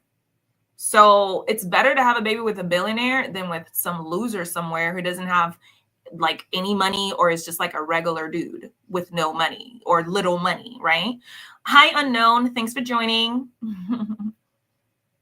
He's doing pretty well on that. He's worried about fertility, so he's also doing his bit on that front. But actually, Joe Henrik makes this point that you always talk about polygamy, and we say, like, of course men would want it, right? Of course they would want to have a world like that. But he actually makes the point that it's restricting. He's not in favor of it, but restricting women's choices as well. And so an interesting question to ask you was: would you rather be Jeff Bezos's third wife, or your high school boyfriend's only wife? What would y'all rather be? Because I'm not gonna lie, I'm not gonna front. I would much rather be Jeff Bezos's like 20th baby mama, because at least the child in and of itself will be taken care of. Like, imagine dating a male that's in poverty. What are you supposed to do? You're going to lock the rest of your generations in poverty. But even the higher echelon of their males are Jeff Bezos's. You know what I'm saying? Like, even the upper echelon of their males are just sitting here, just like popping out kids left, right, center, like being complete. Imagine if that were a woman that had like several baby fathers, all of the insults that would rain down on that woman. It doesn't make sense. And this is what got them to where they are today. This literally, they don't have to fight for anything. They get everything handed over to them. And they think, oh, that's a world that can continue. No, it's not a world that can continue, because you have to evolve. As the world evolves, you so must evolve. If you do not evolve, you will go extinct. Hi, Miss Morgan. I don't remember if I said hi. You will go extinct. But what would y'all, I don't know. Would you, y'all, there's this guy, his name is like Shannon something. He has like a YouTube channel. His name is Shannon. I can't remember his name. And he just like, it's all over the news now that he's like 60 years old. And he was messing around with an OnlyFans girl who is 19 years old. Okay. And this girl has now sued him for degenerate behavior. Yet these are the same males that will come and call women all type of names. Oh, you're just OnlyFans. You're just this. You're just that. Blah, blah, blah, blah, blah. Yet if they had the funds, if they had the money, the first type of women they're going for are the OnlyFans girls. That's right. That's right. And now he's getting sued for you should hear that lawsuit. It is disgusting. It is complete degenerate behavior. He raped her. Like, it's like you don't understand the word no. Just because she's working doesn't mean that you shouldn't have a brain and shouldn't understand the word no, sir. And I think I also think he's DL. I think he's into males, because the lawsuit said something about backdoor and she was doing stuff to his. Look, these males are gay. Okay, these males are gay. Why? Because they lack self-control. They're devolved. They're devolved. The only ones that stand a chance are the ones that are out in the open, right? Trying to live their lives. They're out in the open. Everyone knows what they are. But those DL males, because that Shannon guy, he portrays himself as straight. That's a gay male. That's a DL male. Keep telling y'all. Watch. I keep telling y'all. Now, it may be that all women would say that high school boyfriend, even if he's unemployed or whatever, but it's an interesting question. Yes, thank you, of course. Shannon Sharp. Yes, that's the guy right there. That's the degenerate male right there. That's his name. Thank you. I thought you were asking me. I was ready to meet Jeff Bezos' third wife. Yeah, okay, well, I didn't expect that. It's just every 2 days you have to produce, right? Yeah, I'm already regretting opening that door for you. So are there other places though where where things are going well for now? Yeah, certain places are doing better too. And so some states seem to be doing better. Obviously, the ones that have been hit hardest by manufacturing, the deaths of despair. And actually, interestingly, the places where the deaths of despair were highest and where male employment dropped the most were the ones that swung most strongly from Romney's share to Trump's share in 2016. I'm sorry, what does that mean? Explain that. The deaths of despair? No, there's the swing. So Romney did poorly? No. So even if Romney won, how much did Trump outperform Romney? Right? And you could predict that quite strongly by how many deaths of despair there were in that county. So when Trump came along and said, American carnage. Yeah. I say this in the book, at the time I was just like, rolling my eyes, just think it was ridiculous hyperbole, but I now think it was just hyperbole. And I think he knew who he was speaking to. He was speaking to certain communities that really did feel devastated by the loss of many of these traditionally male jobs and the rise of the opioid epidemic and so on. So for those people, that language didn't sound hyperbolic. That might be a good way to start talking about the causes of some of these trends, because when we talk about deindustrialization, I went to graduate school in Buffalo from 1990 to 93, and people in 19 I'm looking at the titles here. With that, it's like it goes back to the problem that males did not evolve, right? It's like, okay, we're moving more into AI, we're moving more into intelligence sectors, and your males can't keep up. Point blank and period. Well, let's talk about biology then, because how does that factor into I think people can infer what you mean, how it affects education, particularly in K through 12 or maybe K through 8. But biologically, how does biology disadvantage men? And this is kind of controversial in the context of the book, because it's we are coming off of at least a couple of millennia where it was always advantageous to be male, and male is the universal subject, the default human is male, etc. But you kind of make the case that, sir, it was never advantageous to be male. You made that up right along with this patriarchy. Clearly, I mean, it's obvious. This is the proof. It was never advantageous to be male. You just made that up because you knew that your males are devolved. And even till this day, you refuse to tell your males the truth. Just tell them the truth. They're devolved. Just tell them. Like, oh my God. Biologically, men, have some issues that are kind of hardwired in. Yeah, I try to avoid the use of the term hardwired. I've been advised that's not a good term, and I think for good reason. Yeah, it feels too fatalistic. It understates the plasticity of our brains. So what's not controversial is the timing of brain development, which we've already discussed. So and that's what I focus most on, because there's no controversy about it. See, he keeps trying to dance around it, which is why he's not going to make an impact. Look, your own males are not going to listen to you. They're not going to take you seriously because you can't even speak with assertion. Oh, I'm not going to use that term. I'm not going to say hardwired. Sir, it's hardwired into their brain. It is genetics. It is biology. Tell them the truth so that they can grow some. Okay, they just need to grow some. Okay, stop dancing around it. You're dancing around things. These males are going to look at you. They're just going to laugh at you and move on to Andrew Tate. They can't even take you seriously because you can't. Sir, just tell them what it is. Like, seriously. Some of these bits of brain development happen earlier in girls and boys on average. Now, once you get to adulthood, let's say 25, just to remind you, it's 25, not 38, whatever you said earlier, that actually male brains kind of catch up with female brains. What are the remaining differences? And I do have a chapter on that, and some people advise me against including it. Arguably, I didn't need it for the argument of the book. But the reason I kept it was because I didn't find that many good faith treatments of this issue. I think people have really dug in on this. And you either have to take the view that there are no differences at all between men and women in psychology or preferences that are rooted in biology. It's all socialization.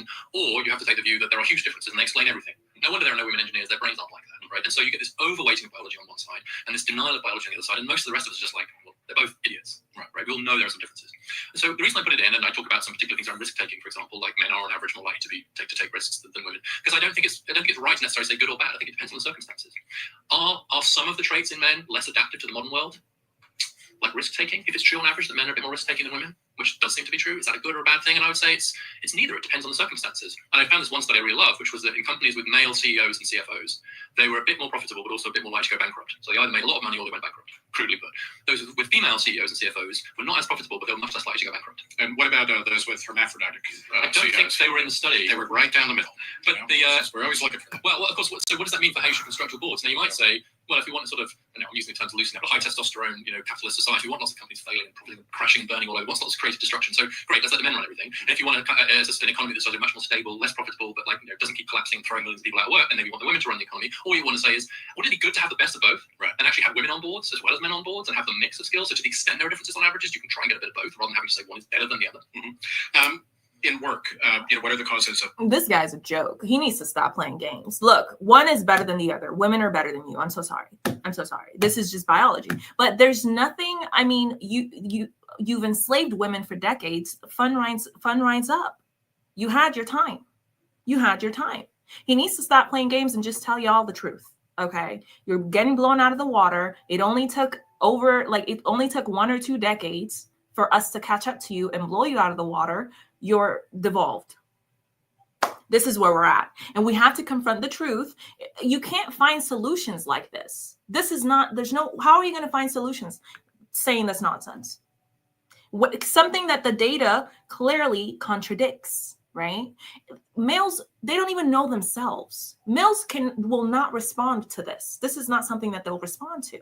The only people that will respond to this and watch this are women. If males watch this, they're just going to start insulting you. They're going to start insulting you. You got to tell them the truth. You tell them the truth and be assertive about it. You can't be all whiny. Well, let's just be in between. No, sir. Most of your males are devolved. They don't understand this form of speaking. They're not going to understand this. They're just going to start insulting you for no reason. Hi, Lily. Thanks for joining. Men falling behind. Well, we've talked about deindustrialization. I think that's a huge shock to the economy that has happened simultaneously with the rise of women in the economy. It's not men aren't doing worse in the economy because women are doing better in the economy. That's a really, really important point to make. It's too much zero sum around that particular question. And this, if I may just say, one of the things that I found most compelling about your book is that it's one of the only treatments I've read of this issue where you are not saying this is zero sum. And so if we want men to do better, women must do worse. Which is just madness. Yeah, that's true. I think in most cases. So then people would say, to be fair to my critics, someone would say, well, hold on, all those stats you just gave on education were relative shares. So there is a little bit if you want 50% of your high GPAs for college students to be men, and you're restricting the number there are, then there is a degree of zero sum to that extent. But as a general proposition, what we want is everyone to flourish and everyone to rise too. And so that's literally what I said. I was like, you're doing that anyway because you're degenerate and you're disgusting, and it's going to blow up in your face. It already has blown up in your face and has been blown up in your face, and you still don't learn as a species. You male species still don't learn. You're trying to withhold this from women, withhold that from your whole society is going to collapse, sir. Your whole society is going to collapse. Okay. That's exactly what's going to happen because no one is forcing the males to not go to school. No one is forcing the males to not go to work. Okay. And the freedom of choice for women makes it to where these women are not going to choose your males. If they can go out there and work and get money for themselves, most of your devolved males are not going to be chosen. Not making $2 an hour, they're not. Okay. So it's just come to terms with the reality and stop being ridiculous. All right. We've seen the shock to the economy. And then I think a couple of other things are important to say on the point. One is that the growth areas in the economy are more in the service sector, and especially in health, education type areas, psychology, social work, even substance abuse counselors, obviously for very sad reasons. That's a hugely growing profession. They're all very female oriented and by and large becoming more so. It's not just that they're female oriented, they're becoming more so. Even if men are more likely to be substance abusers? Yeah, and I think that's part of the problem is that, so you have a number of professions now where most of the clients are men. Even men feel better and they feel safer talking to women. Even the males, when they come in for therapy, counseling, mental health assessment, they don't want to see no male there. They're wanting to see a woman. So maybe start there. Even males feel safer. They don't want to tell their feelings to no male. The males will literally come and specifically ask for women. So what does that tell you? Okay. But most of the providers are female. I think that is a problem. Obviously, you can argue about that. Another example is special needs teachers. So most special needs teachers are women, but most of the students referred to special needs, unsurprisingly, given what we've discussed, are boys. And there is some evidence that actually a match between provider is a good thing. I think one more example. Most special needs teachers are women, but most of the kids that need special needs are males. So if you birthed a male, I don't know what you're going to do, but but it's better for you to know the truth so you can kind of figure out, maybe see if you can implement some strategies to help them out. because he's a devolved species. That just is what it is by nature. Okay. So learn the strategies. That's what I would do if I had a male and I birthed a male and I'm like, oh my God, males are more devolved than women. You don't have to come up with some strategies to figure out how you can help your male. That's all there is to it. Most of the ones that need care are males, and yet that field is also women dominated.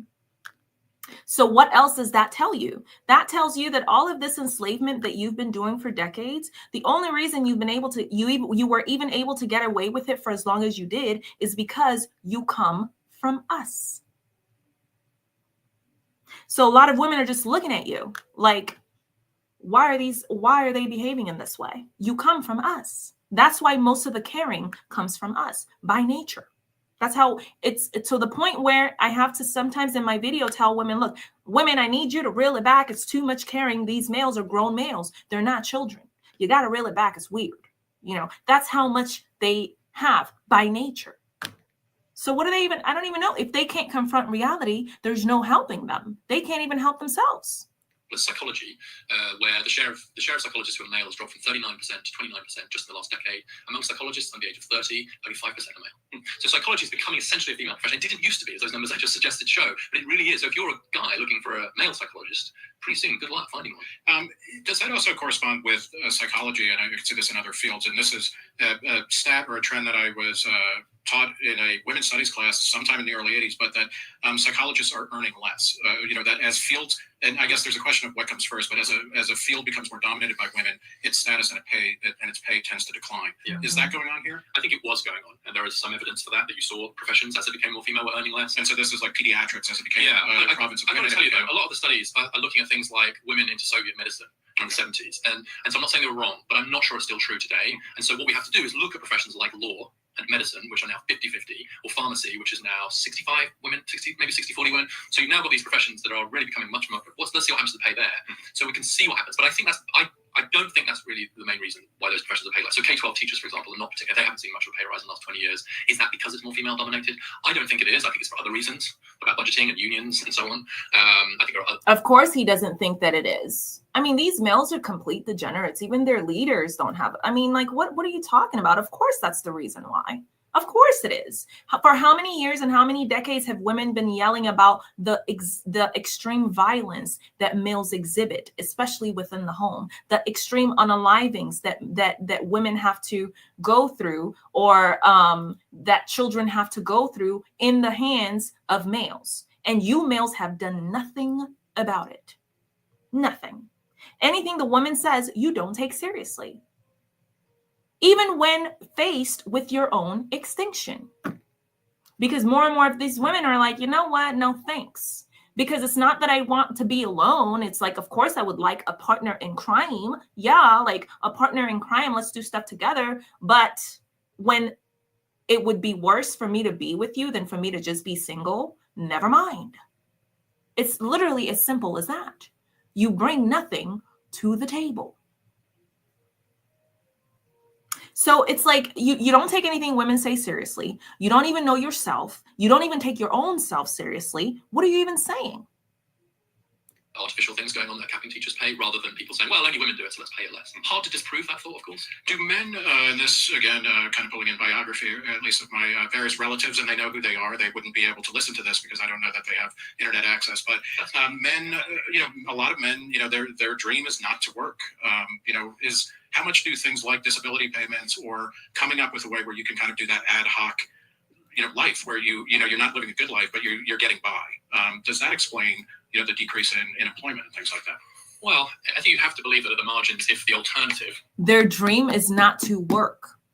So all those insults, when they insult women saying things, when the males insult women saying things like, you just sit there and collect unemployment. You don't even do this. You don't even do that. That's why you have children, is so you can collect unemployment. Those degenerates are talking about themselves.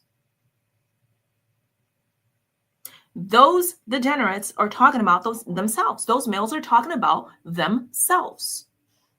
Because the male's dream, you heard it from him directly, is to sit there and not work. Not even to live a good life. It's just to not work, point blank, period. Exactly, Lily, but yet they have the audacity to call themselves protectors. Let's make that make sense. You don't protect jack squat. To employment is cheaper and or more appealing than it used to be, then that's got to be having an effect. And I think that with the drop in the price of technology in particular and the improvement quality of technology, I mean, just video gaming, for example, is just stupendously awesome and very cheap, and actually provides probably a lot of sense of purpose and structure that people want.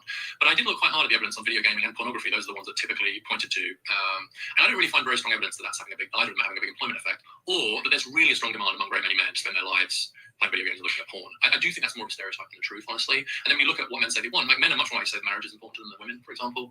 Men who aren't in employment or in family life, their mental health is not very good. So look, I'm not saying for some men in their 20s, a certain period of time, I'm not suggesting for a moment that you couldn't have a perfectly decent existence with your friends and with some weed and some video gaming. But as a general proposition, it's really not true that that's what most men want, or that they're actually seeking, and almost no evidence that it's affecting their employment. It doesn't seem to be that it's affecting their supply. Before we go on to what the right and the left get wrong, just in crude political terms, can we talk a little bit about, in the book, you talk about specifically, as bad as the trends are for men overall, and then particularly for lower income or men coming out of lower income backgrounds, the effect on Black men is particularly, that. Okay, y'all. So we're starting to wrap up now so that I can jump on my next call. We're starting to wrap up now. This is going to be an interesting segment. I guess he's going to talk about the effects on Black males. They always have to underline the Black males. I don't know why. I guess they're really trying to help the Black males. I don't know what that's supposed to mean. What is that guide code for? Seems to be the strongest case. What's going on there? Yeah, so I think there's this term from Kimberly Crenshaw, intersectionality, right? Which is an insistence that we can't just look at binaries. We have to look at compounded advantages and disadvantages. You have to look at race, gender, disability status, class, etc. And I think if you take that seriously, then what it means is you look at, say, Black women and men, and you don't presume from the outset that because the Black men are men, that they are better off than the women. And it turns out that they're not. And so on most of the measures of gender equality we've talked about, it's much bigger for Black men and Black women. So in college, for example, it's already 2-1 college degrees going to Black women versus Black men. Black men have only seen having almost no pay increase since 79, even though overall they're trying to catch up after decades of discrimination. And white women now earn way more than Black men. They didn't used to, but now for every dollar earned by a white woman, the Black man earns 84 cents, which is about the same as the overall gender gap, actually. And so these categories are getting really scrambled. Yeah, you know what? No one cares. Okay, because the way the Black males treat the women, the Black women, is on surreal levels of audacity. Okay, so either way it goes, the males, if the Black males are having to suffer through that, imagine what Black women have to suffer through. If the Black males are having to suffer through that, imagine what the Black women are having to suffer through. In addition to all the immense hate that these Black males deliver onto the Black women on a daily basis. I got to tell you, I'll be honest, like the Black, at least African-American women used to be the biggest pick-me-shas I have ever seen in my entire life. Like super pick-me's, okay? There was no bigger pick-me than the Black African-American women. Today in 2025, good luck to an African-American male trying to get a woman, because those women have turned their backs on you. That's how bad you are. That's how bad the African-American male is. To get women to turn their backs on you, I mean, that in and of itself is an accomplishment. You got to try really, really hard to get that accomplished. Okay. So no, there is no sympathy here, particularly for the Black males, considering how they themselves treat women. No. Dimension you can kind of look at in terms of health, life expectancy, employment, obviously incarceration, etc. Black men are really the ones that I think you can see the most acute version of some of the challenges we've talked about, and that plays out into family life as well. Black fathers, in some ways, are having to pioneer a new way of being fathers, because the idea of having lost the traditional male breadwinner role, well, that's not a recent loss to a lot of Black men, and so in some ways they're pioneering different kinds of relationships with their kids that I think we can learn from. But overall, if you were sort of behind a veil of ignorance and you knew your race, but you had to which gender you were going to be, I think it's still true that if you're white and you on most measures you're still better off being male. That's not true for Black. Black women are much more likely to be upwardly mobile, much more likely to be in employment. That's not true for males, he says, as if Black women being more mobile, having jobs, doing all these things, as if all those things are handed over to Black women. Like, is someone coming over to my doorstep to give me a job? Like, what is he even talking about? Look, he needs to not even talk about this because clearly he hasn't read the data on it. CB says to help Black males, they need to make the children stop having violent, dangerous role models. The boys need to look up to educated, good people. Yeah, well, that's not going to help the Black males regardless, because the role models they're looking up to, they themselves are males.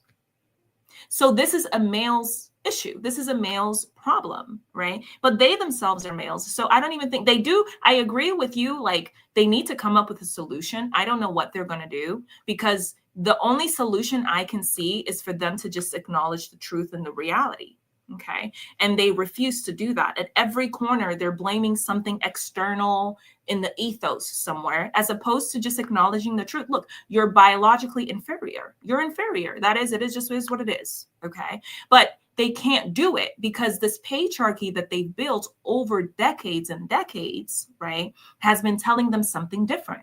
So when you try to tell the males anything that's not what the patriarchy has been telling them, which is they're better than women, they're better than cooking, they're better than cleaning, they shouldn't have to work, they are kings of the world, they are gods, right? When you try to tell them anything else today in 2025 or anytime down the road, it's not going to work, because that's decades and decades of conditioning on top of the fact that the truth does not agree with them. So, I mean, better role models across the board is what they need, but they're never going to really be able to get that, because even if they had good role models, the males aren't going to listen. They're not going to listen. Okay. They're not going to listen. And they did it to themselves. But I agree with you. I don't know. They got to figure something out. I don't know what they're going to do. But the breadwinners in most black families, and so on. And so the crude binary around gender really gets upturned when you look specifically at the issues faced by black men. So I think that black men are worse off, not despite being men, but in some cases because they're men. Black masculinity is particularly seen as the What explains that? Because I think we would agree that things like certainly de jure discrimination, but even de facto discrimination is less. Why would the effects on black men be so much more intense? Well, ironically, black men really got hit by a lot of the industrialization trends we talked about, because black men had actually just made it into many of those jobs from previously much less well-paid jobs, and had broken into those jobs just as the industrialization hit them. So actually, the impact of the loss of manufacturing jobs has been bigger for black men than white men. That's not. Oh my God, these white males need to like stop being so funny. Like, we literally had a black male just in my chat alone today, just a few minutes ago, talking about this pale dude, pale guy here, BITCH. Look, let me restrain myself. Okay. But what he's talking about doesn't make any sense. Look, these males do it to themselves. There is no babying them out of it. They need to take accountability and responsibility for their own actions. They continue to insult women. They continue to insult everyone and blame everyone and anything for what they are literally doing to themselves. No one is coming and handing black women degrees. No one is coming and handing black women jobs. No one is coming and handing black women businesses. We are building those things. Why can't they go out and build like we're doing? We literally, in my chat alone, you scroll up, you see there was a black male in here insulting, just doing nothing but throwing out insults, harassing the rest of us, bringing up race. What are we supposed to do with that? There's nothing we can do with that. I tell women, look, don't date these black males. I'm so sorry. Start there. Well, I don't know if I would even date males, period, in general, but especially not them. Because this treatment, there is no excuse for this treatment. There's no excuse for them being the way that they are. There is no excuse. There's none. Okay? There's none. There's just none. You'd think of in terms of general narrative. So they've been hit very, very hard by those trends. Obviously, the way the war on drugs and the war on crime became, in effect, a war on black men. So I actually talk about my godson, who was raised in Baltimore, a black neighborhood. It's a black neighborhood now. And if I look, he was born in his 80s. So if you look at the cohort of men born in the 1980s, in that census tract of West Baltimore, more of the men from that census tract were in jail 25 years later than had gotten married. And that was the generation of black men that were just absolutely hammered by some of the crackdowns that we saw. And like, we can leave aside the arguments about the effectiveness or otherwise of that. It was absolutely clear that the biggest losers were black men. And I still think that we're struggling with it. And of course, HIV AIDS epidemic. The biggest losers are black males, and they do it to themselves, because against all odds, and even with black women being down and treated in the way that they're treated by their own males, even till today, the biggest pygmishas are African-American, like black women, even till today. And yet they still cannot find it within themselves to thrive. All they sit there and do is insult women. They are their own cause to their own demise. We saw it just in my chat. Yeah, he said bye twice and then stuck around. You know what I'm saying? It's like, We weren't even talking about race. We weren't talking about nothing about race. Like, if you're a part of IPGG, we look at it. What is the topic? That's what we want to know. What's the topic? What are you talking about? What are you saying? Do we agree? Do we not agree? That's what we're taking. The guy comes in here. The YT this, the YT that. Like, sir, what are we supposed to do with that? There's nothing anyone can do with that. I'm so sorry, but there's not. And so on. We're still living with consequences of that for black men and for black boys, because one of the most important findings from social science of all of this is that boys in low-income families or in very poor neighborhoods do worse than girls in the same families and neighborhoods. So poverty affects boys more than girls, and so then it becomes intergenerational. And one of the results of the difficulties of black men is to create much poorer black families, because there's only so much black women can do, of course, on their own, and that means that the black boys do worse. What does the left tend to get most wrong about when they're talking about gender-related disparities? They deny any biological differences, which we've already talked about. The left is out of control. We'll make that a different live, but because it's towards the end anyway, it's talking about like what the right versus the left and then the solutions. But let's go ahead and wrap up, because I don't want to have like an abrupt ending to the live, and I don't want the live to go too long, but we covered most of it. And I'll put a poll out to see if y'all, so be on the lookout in the community section to see if y'all want us to discuss the differences today between the right and the left and the politics and all that. I try not to, this politics thing, people get really, but we talk about everything else. So I guess we could dive into the politics, the left, the right. I'm an independent. Okay. Whatever makes sense to me, that's what I'm going to do, period. Right. So we can dive into it. I see flaws in both of them, right, left, up, down, right? But we can discuss it. I'll put a poll out to see what we should discuss in the next live, if that's something that we're interested in touching base on, right? So let's go ahead and kind of like summarize. But that's the last chapter for the most part for this video, is that right versus left. And then they are going to talk about maybe some solutions. That's going to be entertaining. I think I'm going to start the next live with that part for sure, regardless, so that we can take a look at it, right? But for the most part, this is kind of the summary of what they're saying and what they're doing. Basically, in summary, all they keep doing is blaming external factors for the condition that they're in. Props to this guy for trying to like bring black males into it, but if the black males can't help themselves, then who's going to be able? No one can help them. If they can't even help themselves, nothing can be done, right? Nothing can be done. So it doesn't make sense. And at the same time, they keep blaming all these external factors. They refuse to acknowledge the truth. They refuse to acknowledge the reality of their situation, despite the fact that they are literally, in the most literal sense possible, going extinct. Okay? Because women aren't going to turn violent towards you, like, not necessarily, unless you like violently threaten them, right? Unless you violently threaten us, we're not going to do that, like, because we don't have to. The thing is, we don't have to. All we have to do is stop dating you. All we have to do is stop interacting with you. All we have to do is stop marrying you. That's it. You're done for. It's over with. Extinction right around the corner. Okay. That's literally what's happening now with the declining birth rates. The ever so declining birth rates. That's what's happening now. We literally don't have to lift a finger. We literally don't even have to lift a finger. That's the irony. We don't have to do jack squat for you to not be here anymore. And that's the response that you're seeing from women as a collective. The answer is no. It's not good enough. It never was. It never was. But because you come from women have just kind of been looking at you like, what are we supposed to do with this? You can't outpace nature. It's nature in and of itself. Left up to the males, women would still be enslaved till today. But you evolve or you die. AKA why we're even seeing AI.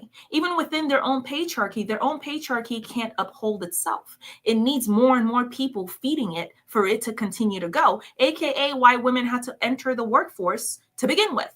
Then they try to frame it like, oh yeah, it's because males were supportive of it. No, sir, women entered the workforce, and you allowed women to enter the workforce because your patriarchy would collapse without it.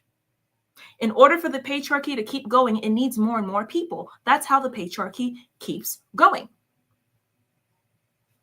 So they are masters at like not acknowledging basic truth and basic reality.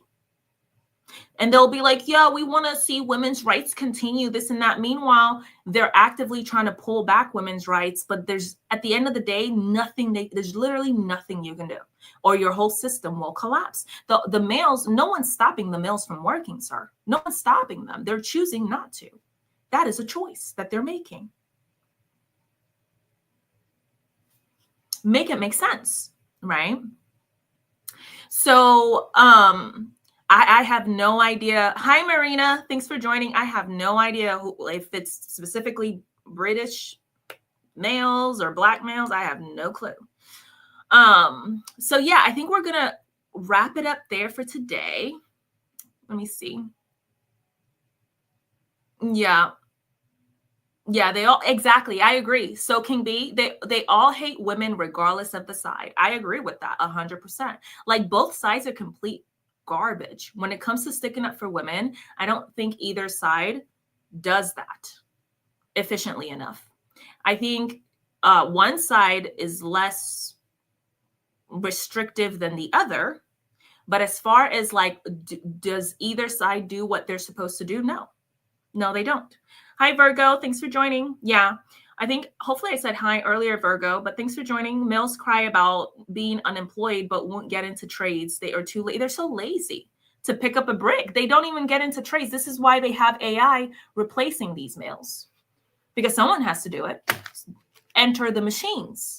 The machines are replacing the males. We'll cover that in a different live, because you'll be shocked about that information as well. Okay. And all the intelligence roles, women. Why? Because the males feel like they've always felt like they're too good. They're too good to cook. They're too good to clean. They're too good to do this.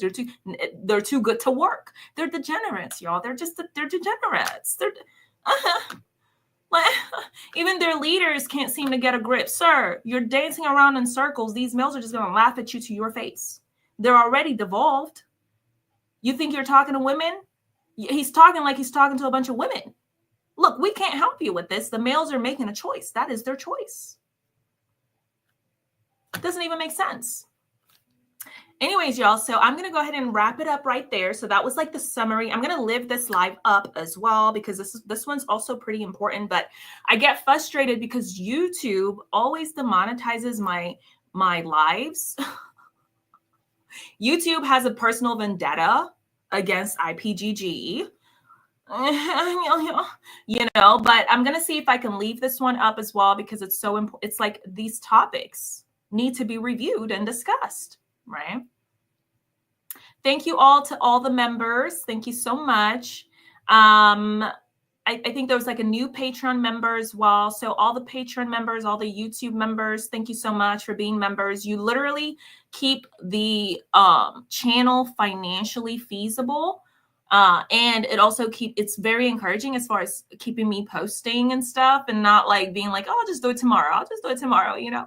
So thank you all for joining in today's live. I will put up a poll to see what we'll discuss next week. Usually the lives are going to be on Tuesdays.